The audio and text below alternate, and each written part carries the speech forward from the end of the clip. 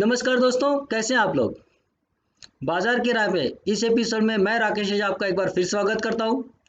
बाजार पे राय में हम लोग चर्चा करते हैं ग्लोबल मार्केट की, डॉलर की, क्रूड की, गोल्ड की और उन सब का भारतीय बाजार पे क्या असर होगा उन सब की। तो इसके पहले कि हम आगे बढ़े, मैं आपसे एक रिक्वेस्ट करना चाहता हूं दोस्तों। मुझे आप लोग का बहुत प्यार मिल रहा है और अच्छा सपोर्ट भी मिल रहा है, पर मैं चाहता हूं कि ये सपोर्ट थोड़ा और बढ़े। आप मेरे वीडियो को लाइक तो करते हैं, मतलब सपोर्ट भी देते हैं। मैं चाहता हूं थोड़ा इसको शेयर कीजिए लोगों के साथ में, ताकि और भी लोग इसका फ़ायदा उठा सकें। तो आपसे निवेदन है, आप लाइक करें, सब्सक्राइब करें और शेयर करें, ताकि ये दूसरे और भी लोगों तक वीडियो पहुंच सके। तो हम लोग आगे बढ़ते हैं और चर्चा शुरू करते हैं ग्लोबल मार्केट से। ग्लोबल मार्केट की पिछले हफ्ते की मुख्य घटना थी फेड का अपना कमेंट्री, जिसमें उन्होंने कहा है कि वो 2023 में इंटरेस्ट रेट बढ़ाने वाले हैं। और जैसे ही उनका ये डिसीजन आया, मार्केट में एक बड़ी गिरावट हम लोग ने देखने को। तो ये जो गिरावट आई है इसका, और ये फेड का जो डिसीजन है 2023 में, क्योंकि 2023 तो बहुत लंबा है, तो उसका अभी से इस पे क्यों असर आ रहा है। तो जो भले ही 2023 में इंटरेस्ट रेट बढ़ने वाले हैं, पर अभी हमका इमीडिएट और क्या असर इस पूरे कमेंट्री की वजह से आ सकता है, उसको हमको समझने की जरूरत है। देखिए, इंटरेस्ट रेट इसलिए बढ़ने वाले हैं क्योंकि अमेरिकन जो ग्रोथ है उसके वजह से अमेरिकन इन्फ्लेशन काफ़ी तेज़ी से बढ़ा है। तो ग्रोथ तो आई है, पेंडेमिक के बाद में अचानक से अच्छी ग्रोथ अमेरिकन इकोनॉमी में देखने को मिली है, और उसकी वजह से एक जो इन्फ्लेशन है वो भी तेज़ी से बढ़ा है। वो इतने तेज़ी से बढ़ा है कि पिछले 13-14 सालों के अपने हाईएस्ट लेवल पे है। तो जो 13-14 साल के हाईएस्ट लेवल पे इन्फ्लेशन होने की वजह से गवर्नमेंट में अब एक नई चिंता की वजह बन गई है कि इसको कैसे काबू में रखा जाए। पहले तो ये देखेंगे कि ये इन्फ्लेशन आने की और वजह क्या क्या है।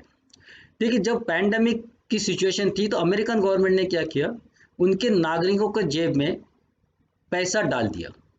जो जिनकी नौकरियां गई थी, जिनके छोटे मोटे बिजनेस बंद हो गए थे, उनके हर एक के अकाउंट में अमेरिकन गवर्नमेंट ने डायरेक्ट ट्रांसफर किया और लोगों के पास में पैसा रहा। तो लोगों ने कभी मतलब इस सिचुएशन में पैसों की कमी महसूस नहीं की और वो अपने खर्च करते रहे। और जब पैंडेमिक के वजह लॉकडाउन खुला तो लोगों ने जमकर खरीदारी की।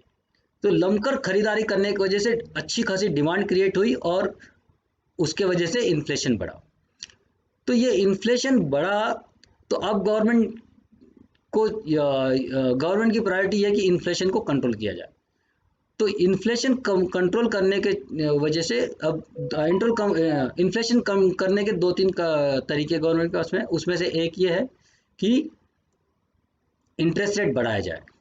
तो इंटरेस्ट रेट वो अचानक से नहीं बढ़ा सकते, तो उन्होंने एक इंडिकेशन दिया कि वो 2023 में बढ़ाएंगे। तो 2023 तो बहुत लंबी है, तो अभी से गवर्नमेंट अभी मार्केट से परेशान क्यों है। तो इंटरेस्ट रेट भले 2023 में बढ़ेंगे, लेकिन ये अभी से इंडिकेशन है कि बढ़ने वाले, वो उसके पहले भी बढ़ सकते हैं।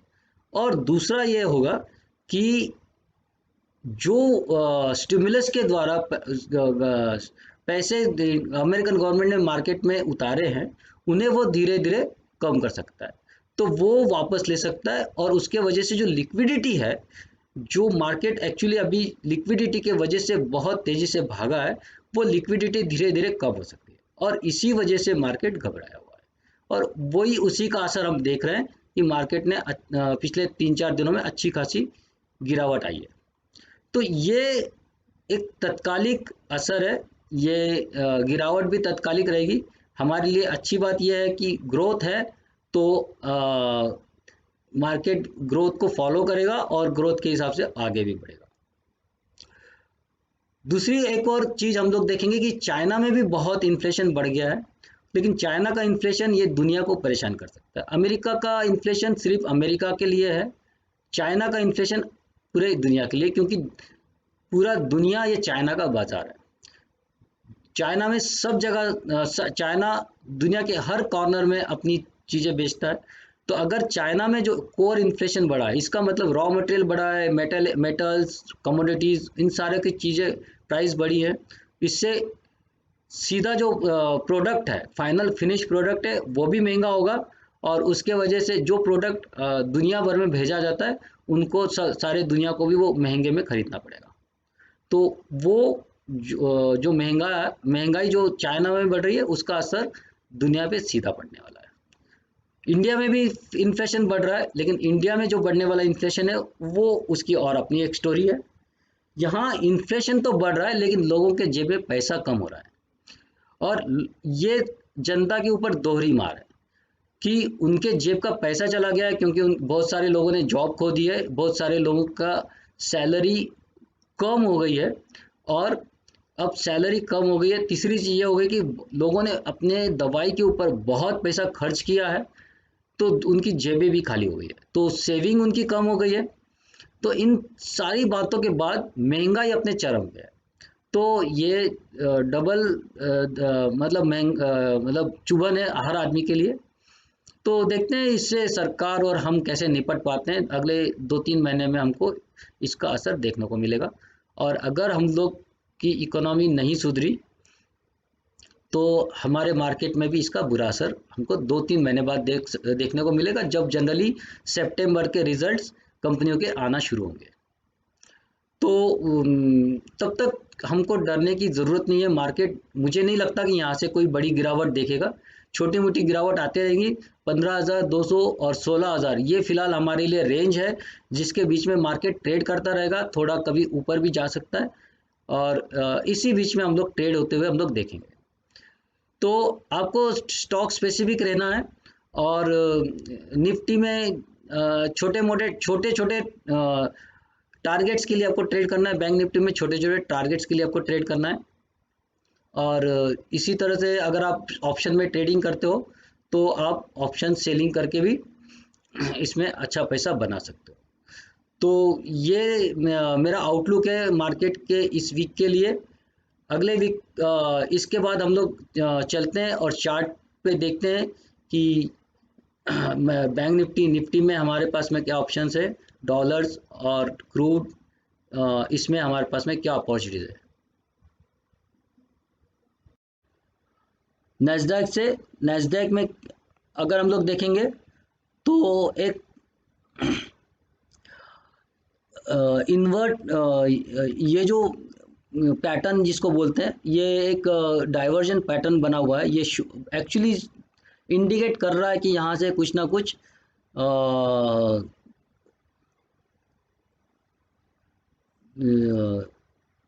गिरावट आ सकती है।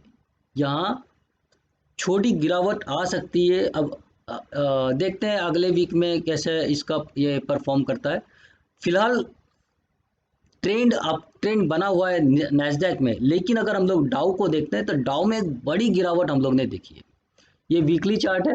और अगर हम लोग डेली चार्ट में देखते हैं, तो डेली चार्ट में भी आपको दिखेगा कि एक कंसिस्टेंटली पिछले कुछ दिनों से मार्केट में एक गिरावट बनी हुई है। अब ये गिरावट ने एक ये लेवल को भी ब्रेक किया हुआ है।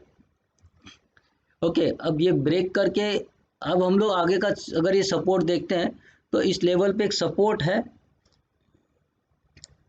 और यहाँ से क्या ये नीचे जाएगा या वापस अपना अप ट्रेंड को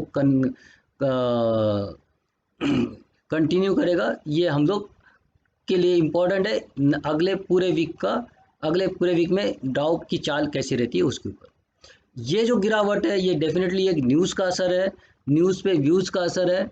और ये टेम्पररी हो सकता है। और निफ्टी फिलहाल डाउ फिलहाल मुझे ऐसा लगता है कि ये वापस से अपनी ऊपर की चाल कंटिन्यू कर सकता है। देखते हैं अगले वीक में क्या होता है। डॉलर, यूएस डॉलर का अगर आप देखेंगे कि मैंने पिछले वीक कहा था कि यहाँ से हमको कंटिन्यूस बाइंग करना चाहिए, और मैंने एक्चुअली टारगेट ये दिया था 73.69 का। लेकिन उसने एक ही दिन में इस पूरे टारगेट को क्रॉस करके उससे 74 भी क्रॉस कर दिया है। और इस तरीके से जो मैंने प्रेडिक्ट किया था आपको बाय का, कंटिन्यूस बाय करने का, वो हमारा सही रहा। अब यहाँ से हमको क्या करना चाहिए? फिलहाल हम बाय साइड में रहेंगे और स्टॉप लॉस हमारा होगा, हम लोग 73 को ही स्टॉप लॉस मानेंगे। और यहाँ से हम लोग, मैं जो अभी बाय में है या जो अपना व्यू रखना चाहते हैं, मेरा ये व्यू है कि डॉलर में बढ़ोतरी अभी होती रहेगी, और अगर इसके नीचे आ गया तो हमको एग्जिट करना है, सेल नहीं करना है। फिर हम लोग देखेंगे यहाँ से यहाँ तक आगे इसमें क्या होता है। तो फिलहाल इसके ऊपर बाय में रहना है, इसके नीचे एग्जिट करना है।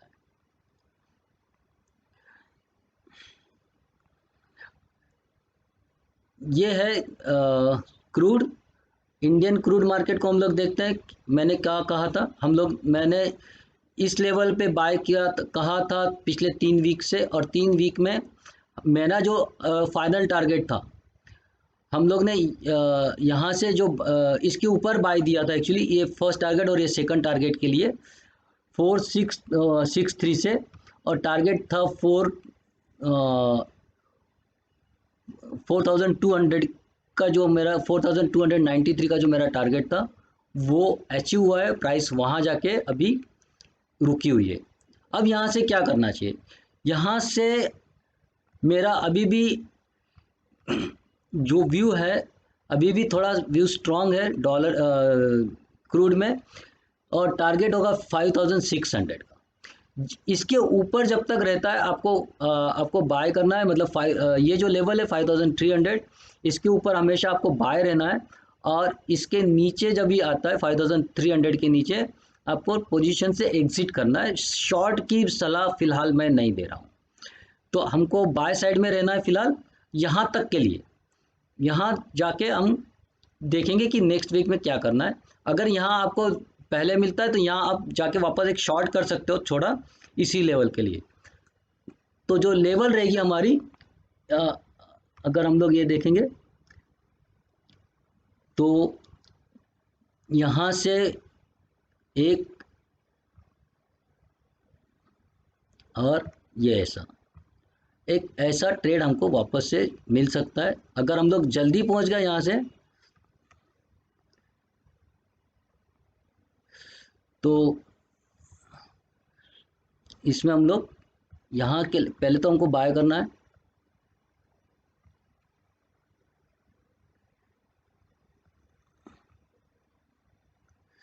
सॉरी,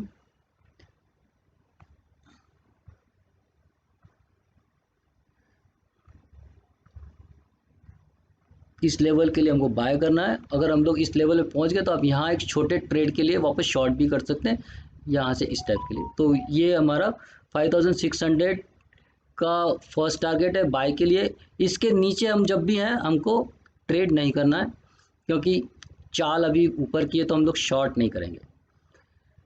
सिल्वर और गोल्ड दोनों ने काफ़ी अच्छी गिरावट दिखाई है, और हमारी ये वापस से गिरने के बाद सिल्वर हमारे सपोर्ट लेवल पे आया है।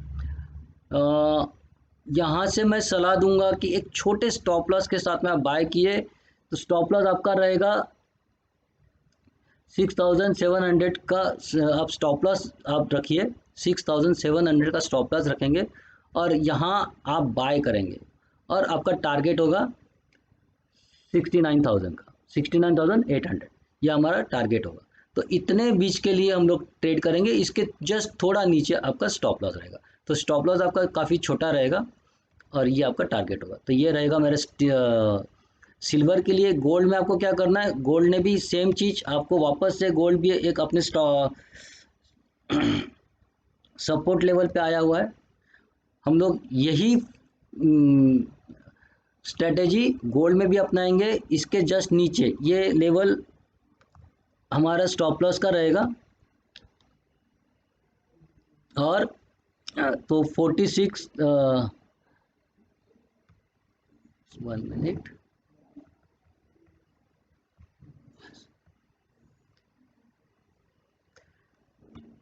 तो 46,500, 46,500 का स्टॉप लॉस से 48,188 के लेवल के लिए हम लोग ट्रेड करेंगे, बाय करेंगे।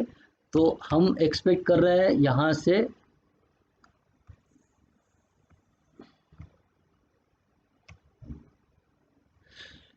इस मूवमेंट के लिए 6,700 का आप स्टॉप लॉस आप रखिए, 6,700 का स्टॉप लॉस रखेंगे और यहाँ आप बाय करेंगे और आपका टारगेट होगा 69,000 का, 69,800 यह हमारा टारगेट होगा। तो इतने बीच के लिए हम लोग ट्रेड करेंगे, इसके जस्ट थोड़ा नीचे आपका स्टॉप लॉस रहेगा। तो स्टॉप लॉस आपका काफ़ी छोटा रहेगा और ये आपका टारगेट होगा। तो ये रहेगा मेरे सिल्वर के लिए। गोल्ड में आपको क्या करना है, गोल्ड ने भी सेम चीज़ आपको वापस से, गोल्ड भी एक अपने सपोर्ट लेवल पे आया हुआ है। हम लोग यही स्ट्रेटेजी गोल्ड में भी अपनाएंगे। इसके जस्ट नीचे ये लेवल हमारा स्टॉप लॉस का रहेगा और तो 46 1 मिनट,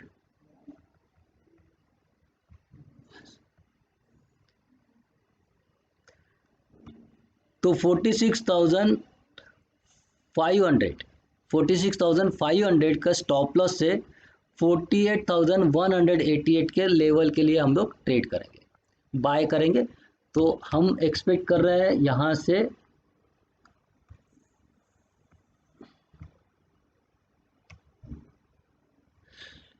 इस मूवमेंट के लिए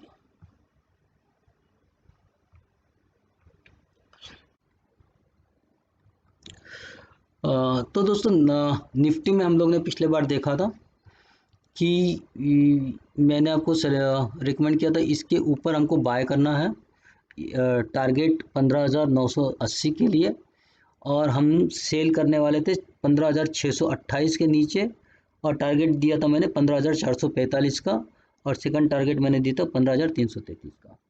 तो हम ये देखेंगे कि पहले दिन हमको यहाँ अप ट्रेंड में ट्रेड मिला और फिर प्राइस वहाँ से नीचे आना शुरू हुई, फिर हमारे वापस नो ट्रेड जोन। फिर उसी दिन उसने हमको एक बहुत बढ़िया 200 पॉइंट की मूवमेंट दी, यहाँ करीब करीब हमारे टारगेट को टच किया और यहाँ से घूम गया। तो एग्जैक्टली हमने मतलब जो लोअर लेवल का फर्स्ट टारगेट दिया था उसी को टच करके ये वापस गया। तो अब इस वीक में हमको क्या करना है, इस वीक के लिए हमारी लेवल्स ऑलमोस्ट सेम रहेंगी। फिर हम लोग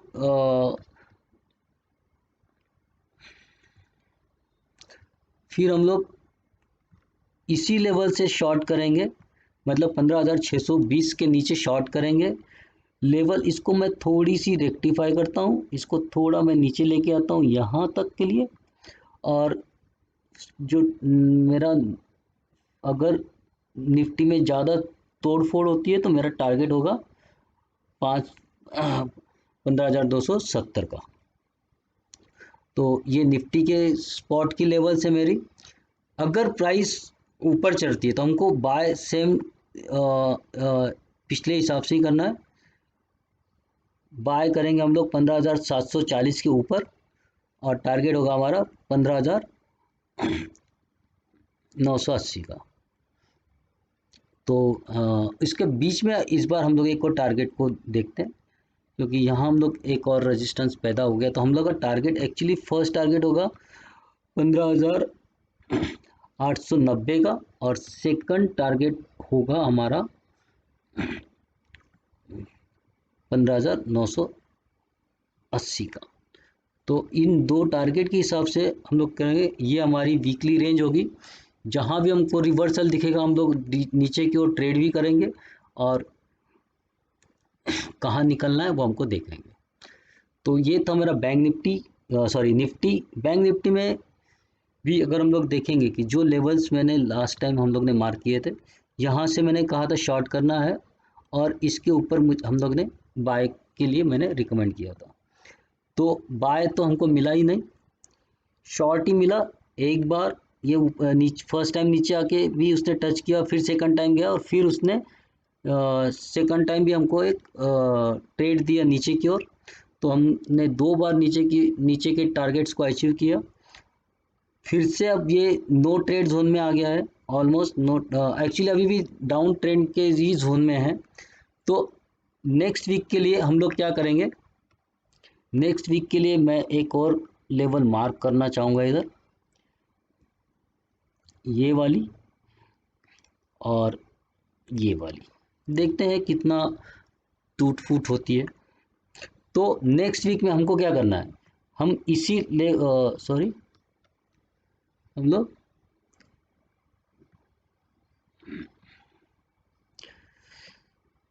ये मेरा फर्स्ट लेवल रहेगा, तो हम लोग शॉर्ट करेंगे 34,690 के नीचे हम लोग शॉर्ट ही रहेंगे। फर्स्ट टारगेट होगा 34,330, सेकंड टारगेट हमारा होगा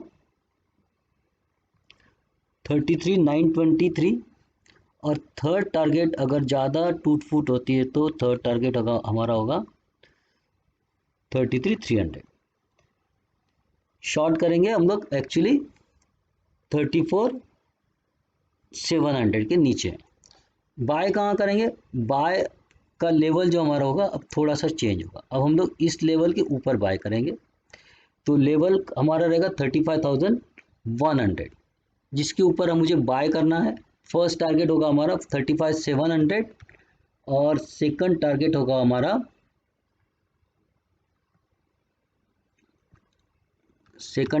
हमारा 36,281।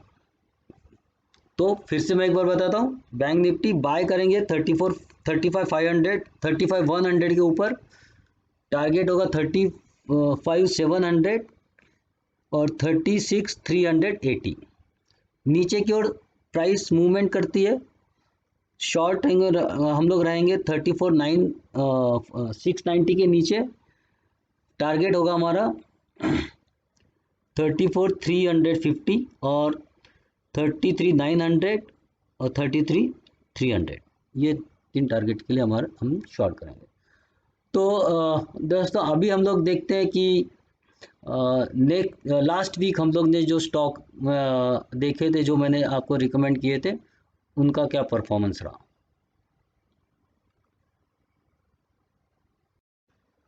देखिए डीएफएम ने एक बायर तो दिया था, लेकिन इसको डेली चार्ट में करते तो आपको बेटर समझ में आएगा जी। तो डीएफएम हमने एक्चुअली बाय इसके ऊपर कहा था, बाय इसके ऊपर करना था, उसने बाय दिया लेकिन तुरंत नीचे आ गया, क्योंकि उस दिन के बाद मार्केट नीचे आ रहा है, तो और पाँचों दिन नीचे आया। अभी तक हमारा स्टॉप लॉस हिट नहीं हुआ है, हम लोग अभी भी, मेरा कंटिन्यूस सोच जो है इसके ऊपर बाई है। जब तक ये नीचे का ब्रेक नहीं होता है हम लोग उस पर बने रहेंगे, हमको डरना नहीं है। हाईटेक देखिए क्या हुआ, हमारा बाय था 186 का, फर्स्ट टारगेट को भी तोड़ के यहाँ तक आया 263, मतलब ऑलमोस्ट आपको कितना मिला, हाई कि अगर हम लोग कंपेयर करेंगे तो करीब करीब 80 रुपीज़। 80 रुपीज़ का मतलब होता है करीब करीब 45%। तो यहाँ हमारा 45% का गेन हुआ है, और आपको प्रॉपर एंट्री भी मिली है, और प्रॉपर और अभी भी हम लोग बाय साइड में हैं। अभी तक हमारा जो ट्रेड है, हम सेकंड लेवल के लिए अभी भी खड़े रह सकते हैं। और सॉरी, इसमें मैंने कोई सेकंड लेवल दिया नहीं है, मैं जो लेवल दिया था उसके ऊपर ही है, ठीक है। सिग्निटी का जो ट्रेड है मैंने दिया था, इसके लिए बाय प्राइस दी थी 467 और फर्स्ट टारगेट दिया था 507। 507 का टारगेट हमारा अचीव हुआ, एग्जैक्टली 507 को टच किया और फिर नीचे आया, और यही मेरा एक ही टारगेट था इसके लिए भी, वो अचीव हो गया। मैंने ये कहा था कि अगर ये इसके ऊपर जब निकलेगा तो आपको एक बड़ी मूवमेंट यहाँ वापस देखने को मिलेगी 800 रुपये तक। तो आप लोग वापस इस पर अपनी नज़र रखिए, 507 के ऊपर जब भी बंद होता है आप नया ट्रेड इसमें ले सकते हैं, और आपको यहाँ 800 तक का भी रेट आते हुए दिखाई देगा। ये जो है एस्टरडीएम अभी हमारे बाय और स्टॉप लॉस के बीच में ही है, बाय प्राइस के आसपास वापस है, नीचे काफ़ी जाके ऊपर आ गया है। हमको इसके ऊपर बाय रखना है, अगर किसी ने बाय नहीं किया तो ये वापस इसके ऊपर बाय कर सकता है। हमारा व्यू अभी भी बदला नहीं है। जिंदाल वर्ल्ड बहुत फर्स्ट क्लास मूव यहाँ हमको मिली है। आप अगर देखेंगे तो 56 का हमारा रिकमेंडेशन था बाय का, और उसने यहाँ से हाई 72, मतलब ऑलमोस्ट 26 रुपीज़, 26 रुपीज़ का यहाँ एक अच्छा मूवमेंट हमको मिला है, और वो भी केवल 3 दिन के अंदर। तो 3 दिन के अंदर का हमारा 26 का ये जो मूव मिला है, that is all equal to more than 45%। तो यहाँ भी हमको 45% का रिटर्न मिला है। ये बहुत बढ़िया, इसमें हमको फ़ायदा यहाँ भी हुआ है। ये अभी एनबीसीसी एनबीसीसी ने भी हमको हमारे बाइंग प्राइस से करीब करीब 10% का रिटर्न यहाँ मिला हुआ है, और फिर वापस से घूम के वो वहीं आ गया है। 54 से 59 तक का हमको, 59 का भी हमको ये रेट आया है यहाँ। अगर हम लोग देखेंगे तो हाई इसने हमारा 59 का हाई इसमें यहाँ लगा हुआ है। तो अगर हम लोग उसको देखेंगे तो करीब करीब 9-10% का रिटर्न भी हमको यहाँ मिला है। आप चाहो तो हमेशा 10% के आसपास का रिटर्न मिलता है, तो हम लोग को प्रॉफिट बुक करना चाहिए कुछ लेवल का, और कुछ लेवल को कंटिन्यूस रखना चाहिए। अगर ये आपको इन ऐसे में कैसे ट्रेड करना है, कैसे निकलना है, इन सबको अगर देखना है तो आप आपको मेरा क्लास में ज्वाइन करना पड़ेगा, जहाँ आप इन सब चीज़ों को मैं डिटेल में समझाता हूँ कि प्रॉफिट बुकिंग कब और कैसे करना चाहिए। एस्कॉर्ट्स, यस, एस्कॉर्ट में हम लोग का स्टॉप लॉस हिट हो गया है, और हम लोग इस एस्कॉर्ट से बाहर हैं। जेएसएल जेएसएल ने भी हमको यहाँ करीब करीब 103 से लेके 110 तक का या 111 तक का हमको मुंह दिया था। तो ये करीब करीब 6 से 7% है, लेकिन वहाँ से ये प्राइस मुंह आकर वह अपने उसने स्टॉप लॉस को भी यहाँ टच किया है। लेकिन दोस्तों मैं आपको ये बताना चाहता हूँ, मेरा स्टॉप लॉस जो होता है वो हमेशा क्लोजिंग बेसिस पे होता है। तो प्राइस अगर क्लोज हो या एटलीस्ट 1 घंटे तक उस लेवल से नीचे ट्रेड करे, तभी आपको उस ट्रेड में से बाहर निकलना है, तभी आपका स्टॉप लॉस हिट माना जाएगा। अदरवाइज आपको उसमें बने रहना है। ऐसा अक्सर होता है कि प्राइस उसको टच करके वापस आ जाती है, तो उसको आप लोग स्टॉप लॉस नहीं मानते। हम लोग, हमारा स्टॉप लॉस हमेशा क्लोजिंग बेसिस पे माना जाएगा।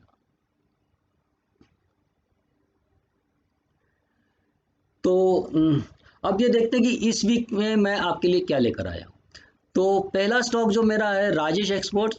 राजेश एक्सपोर्ट्स ने बहुत बढ़िया एक ट्रेंड, अगर हम लोग देखते हैं तो ये बढ़िया अप ट्रेंड बना हुआ है। यहाँ से यहाँ आया, छोटा सा एक रिट्रेसमेंट, फिर अपसाइड, फिर छोटा सा एक रिट्रेसमेंट, और फिर वो अभी एक नेक्स्ट लेवल पे बढ़ने के लिए तैयार है।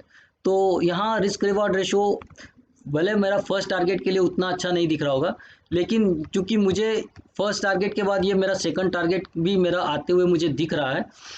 तो यहाँ से हम लोग बाय करेंगे 605 के ऊपर, 654 और 782, ये दो टारगेट के लिए, और 874 मेरा यहाँ स्टॉप लॉस होगा। तो ये हो गया मेरा राजेश एक्सपोर्ट्स। सेकंड जो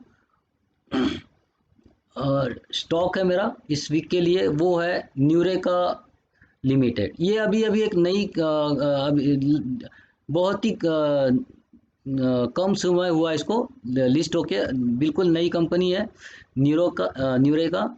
और इसने खास इसकी ये है कि ये एक स्पेशल टाइप के बिजनेस में है, और इनके जो इंस्ट्रूमेंट है ये बेसिकली मेडिकल अप्लायंसेस में है। जैसे आजकल जिसकी बहुत डिमांड है, ऑक्सीमीटर या थर्मोमीटर या इस टाइप के जो इलेक्ट्रॉनिक डिवाइसेस हैं, वो इनका बिजनेस है, और इसमें इनकी बहुत अच्छी डिमांड है। ये एक बहुत लिस्टिंग होने के बाद थोड़ा सा नीचे जाने के उसने प्रॉपर वापस से एक अप ट्रेंड बनाया हुआ है। उसके बाद में फिर एक कंसोलिडेशन हुआ है। इस कंसोलिडेशन को मैं सिर्फ एक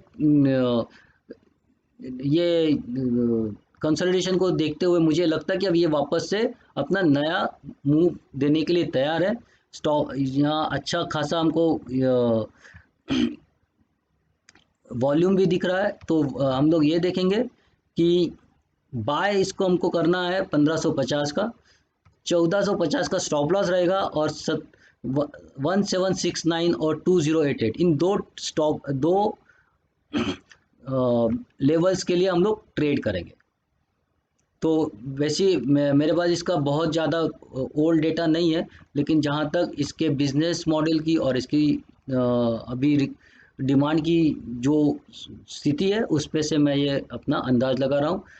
इसमें मैं देने की इसलिए भी बात कर रहा हूँ क्योंकि हमारे पास स्टॉप लॉस बहुत है, वो बहुत छोटा है, तो आपके लिए एक रिस्क रिवॉर्ड रेशो यहाँ बहुत अच्छा बन रहा है। नेक्स्ट स्टॉक जो है मेरा ईपीएल है, और ईपीएल ने एक ट्रेंड लाइन रेजिस्टेंस को ब्रेक किया है।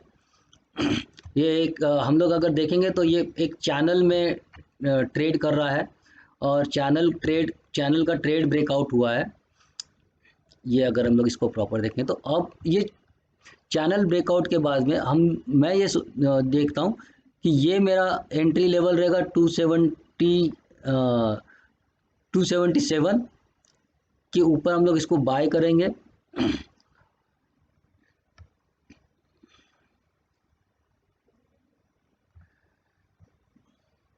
इसमें हम लोग ओके, तो 277 के हम लोग ऊपर इसको बाय करेंगे। हमारा फर्स्ट टारगेट होगा 318, सेकंड टारगेट होगा 388 388 का, और स्टॉप लॉस हम लोग यहाँ रखेंगे 249 का। तो ये यहाँ से बढ़िया मूव का एक्सपेक्टेशन है। बढ़िया कंपनी है, बढ़िया इसके बिजनेस में इस वक्त काफ़ी बढ़िया ग्रोथ है, और इसी को देखते हुए ये ट्रेड मैंने आपको दिया हुआ है। नेक्स्ट जो ट्रेड है मेरा बार्बेक्यू नेशन, ये भी अभी लिस्ट कंपनी है और ज़्यादा दिन हुआ नहीं है, लेकिन चूंकि अगर हम लोग देखते हैं कि अभी लॉकडाउन के बाद में फिर लोगों का होटल फूडिंग वगैरह जो जिनको बाहर खाने की आदत है, अच्छा लगता है, वो वापस बढ़ने के चांस है, क्योंकि अब लॉकडाउन धीरे धीरे खुल रहा है और लोगों ने बाहर निकलना शुरू किया है। और Barbeque Nation is one of the favourite restaurant of corporate people. तो यहाँ से मुझे एक नई चाल बनते हुए दिख रही है, ये नया ब्रेकआउट है। यहाँ से एक 300 पॉइंट का करीब करीब मुझे एक अप मूव दिख रहा है। तो मेरे लिए बारबेक्यू नेशन 920 के ऊपर हम लोग बाय करेंगे। हमारा स्टॉप लॉस रहेगा 799 का, टारगेट होगा 1200 रुपये का।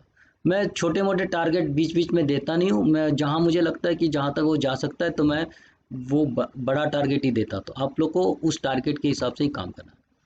तो टारगेट इसका 1200 रुपये रहेगा। टाइम इसमें लग सकता है थोड़ा, पर आप उसमें बने रहिए, स्टॉप लॉस को सिर्फ ट्रेल करते रहिए। स्टॉप लॉस हमेशा याद रखिए, अगर आपका जब भी प्रॉफिट में आ जाता है, जब भी आपका ट्रेड प्रॉफिट में आता है, अपना स्टॉप लॉस बढ़ा के अपने बाइंग प्राइस पे लाके आइए, ताकि आपका नुकसान नहीं हो। तो ये स्ट्रेटेजी आपको अपनानी चाहिए जब आप प्रॉफिट में आ जाते हैं। अगला स्टॉक जो है वो है स्टील लेदर। ये श्री लेदर बढ़िया अपमूव में बना हुआ है। अपमूव के बाद में एक डाउन ट्रेंड, जिसे हम लोग कहेंगे कि रिट्रेसमेंट के बाद में फिर एक नई चाल के लिए रेडी। अब ये नई चाल यहाँ से जो शुरू हो रही है, इसके लिए स्टॉप लॉस मेरा आपको एंट्री लेवल रहेगा 206 का, टारगेट रहेगा 240 का, स्टॉप लॉस रहेगा 192 का। आपको इसके लिए एक सिंगल टारगेट के लिए आपको ट्रेड करना है। अब जब ये लेवल क्रॉस होती है तो हमारा सेकंड टारगेट होगा 289 का। तो 289 ये सेकंड टारगेट रहेगा, लेकिन जब ये क्रॉस करेगा तो हम लोग यहाँ वापस से एक बार इसको रिव्यू कर सकते हैं। अभी फिलहाल ये टारगेट भी हमारे लिए काफ़ी बड़ा है compare to our stop loss. Next जो स्टॉक है वो रेडिंगटन इंडिया है। Redington India is basically involve in distribution of Apple products. तो ये काफ़ी इनका बिजनेस मॉडल काफ़ी अच्छा है, और हम सभी जानते हैं कि एप्पल की क्या डिमांड है। भारत में भी काफ़ी अभी इसने मार्केट बहुत पकड़ लिया है। अब ट्रेंड बना हुआ है, रिट्रेसमेंट, अब ट्रेंड फिर रिट्रेसमेंट, हायर हाई बनते जा रहा है।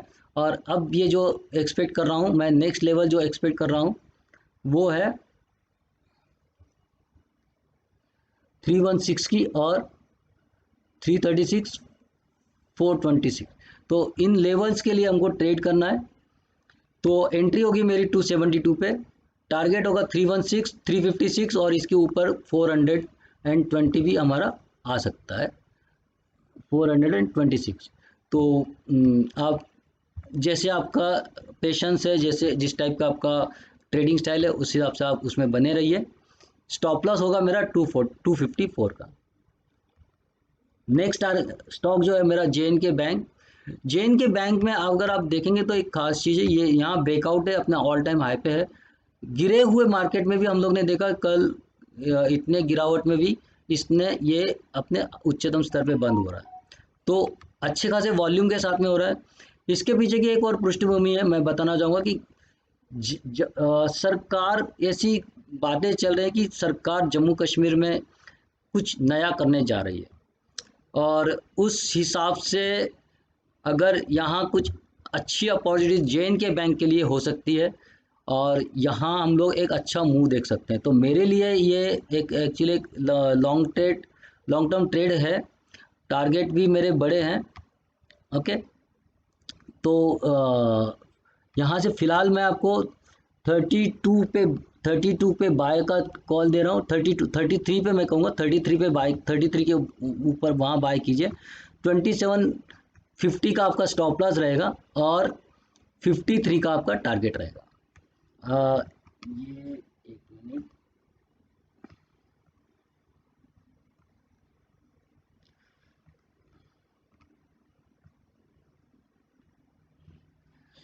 तो by about 33 for target 53, SL 27.5। आज का अंतिम जो स्टॉक है वो है रुचिरा पेपर।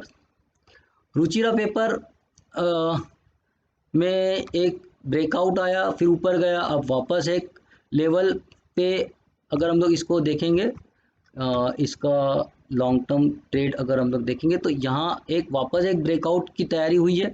ब्रेकआउट आया है, अच्छे खासे वॉल्यूम के साथ में आया है। तो अब मैं यहाँ से एक नई मूव एक्सपेक्ट कर रहा हूँ। तो इसके लिए मेरा जो एंट्री है, वो एंट्री है मेरी 91 या 92 के पास में एंट्री है। 92 पे हम लोग एंट्री करेंगे, 74 का स्टॉप लॉस रखेंगे, और 183, 153 का हमारा फर्स्ट टारगेट, और 218 का मेरा सेकंड टारगेट। तो दोस्तों ये था हमारा वीकली आउटलुक, और मुझे लगता है आपको ये पसंद आया होगा। ये मेरे एक्चुअली स्टडी पर्पस के लिए मैं करता हूँ। मैं चाहता हूँ कि इसका आप भी फ़ायदा उठाएं, आप भी इसमें से कुछ सीखें, और मेरा अपना तरीका जो है कि कैसे मैं एनालाइज करता हूँ वो भी मैं आपको दिखाता हूँ, और आप लोग भी इसमें से ज़रूर कुछ ना कुछ सीखते होंगे। ट्रेड लेने से पहले आप अपने फाइनेंशियल एडवाइज़र या इन्वेस्टमेंट एडवाइज़र से ज़रूर सलाह लें, और आपको इसमें होने वाले फ़ायदा या नुकसान के आप स्वयं जिम्मेदार होंगे। तो दोस्तों मुझे लगता है आपको ये वीडियो पसंद आया होगा। मैं फिर एक बार रिक्वेस्ट करता हूँ, आप इसमें इसको लाइक कीजिए, सब्सक्राइब कीजिए, और शेयर कीजिए, और कोशिश कीजिए ये ज़्यादा से ज़्यादा लोगों तक पहुँच सके। धन्यवाद। फिर मिलेंगे अगले हफ्ते बाजार के राय के अगले एपिसोड में। धन्यवाद।